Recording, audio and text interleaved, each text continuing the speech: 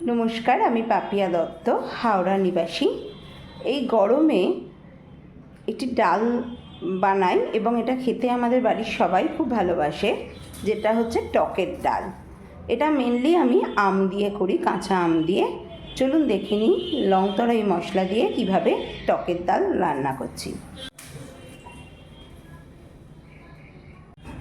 ডালটাকে খুব ভালো করে ধুয়ে নিয়েছি, বারবার জল পাল্টে পাল্টে ধুয়ে নিয়েছি। এবার কড়াতে ডালটা দিয়ে দেবো। এখানে আমি মুসুর ডাল নিয়েছি, কেউ চাইলে মুগ ডালও নিতে পারেন।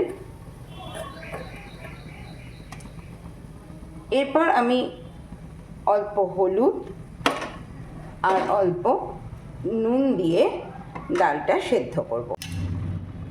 জল দিয়ে দিচ্ছি, দিয়ে আমি ঢাকা দিয়ে দেব, দিয়ে ডালটা সেদ্ধ করে নেব।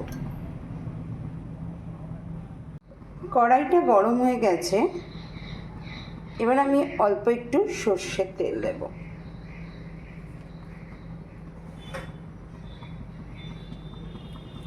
এবারে শুকনো লঙ্কা আর সাদা সর্ষে দিয়ে দেব। সর্ষে ফাটছে, এবার আমি আমগুলো ধুয়ে রেখেছিলাম এটা দিয়ে দিচ্ছি।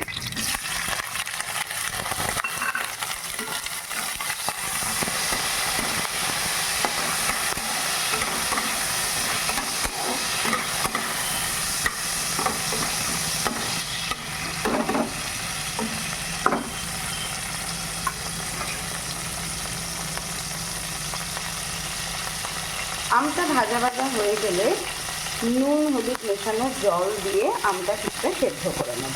আমটা ভাজা ভাজা হয়ে গেছে, এবার আমি এই নুন হলুদ মিশিয়ে রেখেছিলাম জলে, এটা দিয়ে চাপা দিয়ে আমটা সেদ্ধ করে নেব। আম সেদ্ধ হয়ে গেছে, এবার আমি ডালটা সেদ্ধ করে রেখেছিলাম, এবার ডালটা দিয়ে দেবো।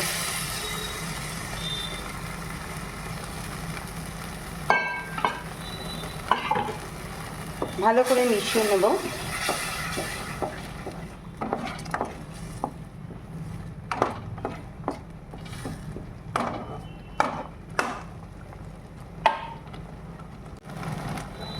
এবার একটু চিনি দিয়ে দেবো, কেন টকের সাথে একটু চিনি না দিলে টেস্টটা ভালো আসে না। চিনি দিয়ে দেবো। একটু মাখা মাখা ডালই আমি পছন্দ করি, আপনারা চাইলে পাতলা ডাল করতে পারেন। Ready to serve. এবার পরিবেশন করছি। হয়ে গেল আমার কাঁচা আম দিয়ে টক ডাল।